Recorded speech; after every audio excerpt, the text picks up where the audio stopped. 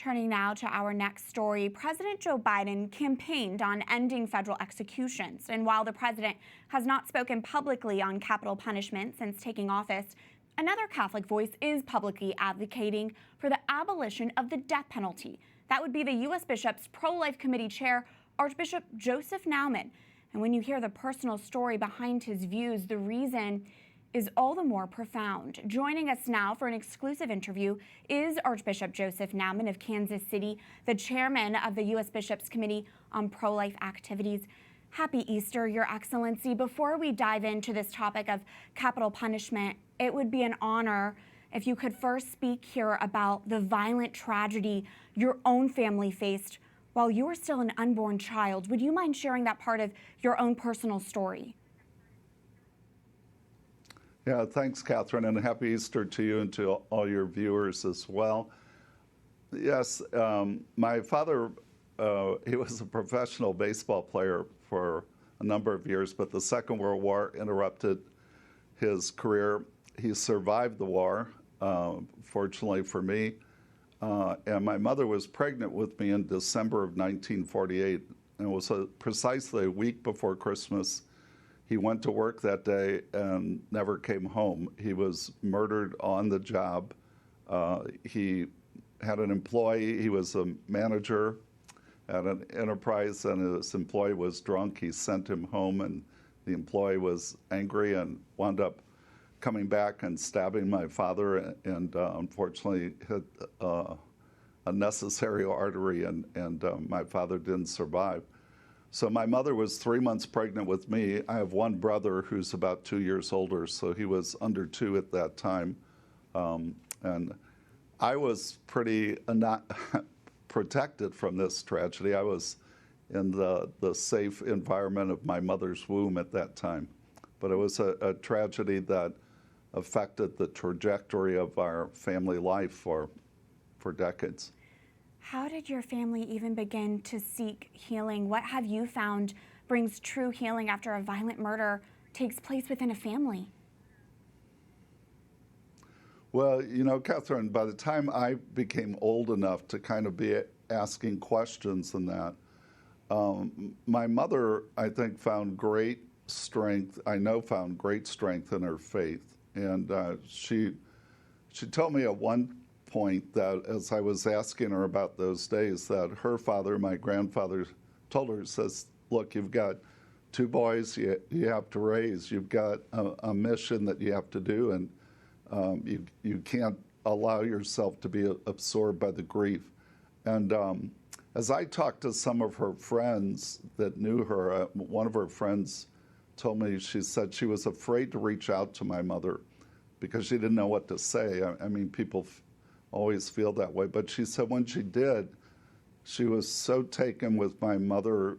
You know, she was obviously grieving, but my mom was interested in her. Her friend's name was Marcella, and what was happening in her family. And she put Marcella at ease, and she still had a hope and a joy about her because she still had Jesus. She still knew that God had a mission for her and a purpose for her, and I think that's really what got her through that tragedy. And I'm so grateful to her because she never focused on that for my brother and I, that you know, she wanted us never to take on the role of a victim, but that we needed to, this was something that had happened, but the Lord had a plan for us, and He was with us, and He was going to bring some kind of good out of this. Yes.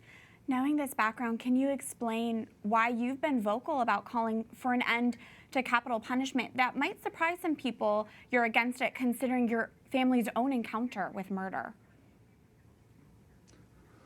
Yeah, first of all, I'd say, you know, I think we as a culture, we need to do more for victims of violent crime. And I don't want to presume to speak for others on this. You know, I think every tragedy is unique, and the ways families will respond are different. But from my point of view, and from I think what I really learned from my mother was that not to allow herself to be consumed with anger at this, but to really focus on what was ahead.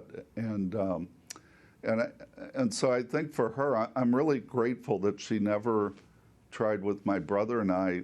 I mean, I didn't even know the name of who the man was that killed my father until I was in 8th grade, and it came up at that time. But it wasn't something that we as a family dwelt upon.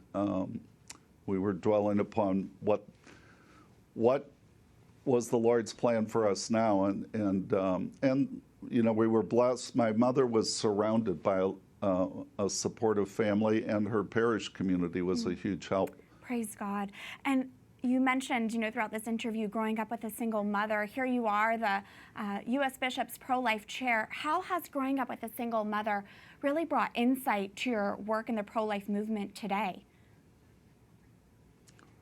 Yeah, you know, my mother, this happened in a different time where abortion was not really considered really something that she ever thought about, I don't think. But she was, as I said, surrounded with a family and a community of support. And so what it said to me is that that we need to do the same for every mother, no matter what circumstances that they might be a single mother. We need to surround these mothers with a community of faith and support, much like my mother was blessed to have. As the Bishop's Pro-Life Chair, can you explain how speaking out about both abortion and capital punishment truly is part of upholding the sanctity of human life? Yeah, you know, our conviction comes that we believe every life is sacred. Every life, every human being is made in the image of God, first of all.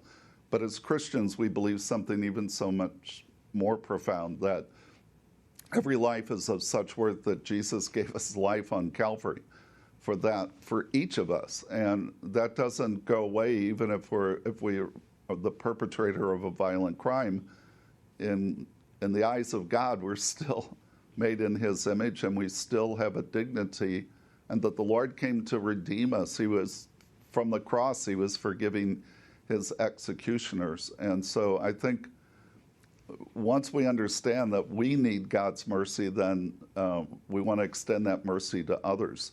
So whether it's the unborn child that may be the object of a difficult pregnancy, or whether it's the criminal on death row, every life is sacred, and destroying life is never what the gospel calls us to do. I mean, there are reasons, there's self-defense and other things that sometimes we may have to take another life, but for capital punishment, our society has other alternatives, other options on how we can protect people from violent criminals and actually give them the opportunity for reform and for conversion. Well, I just want to thank you for your vulnerability and sharing your family's own story, and for your voice in the pro-life movement. Archbishop Joseph Naumann, chairman of the U.S. Bishop's Committee on Pro-Life Activities, God bless you. Thank you.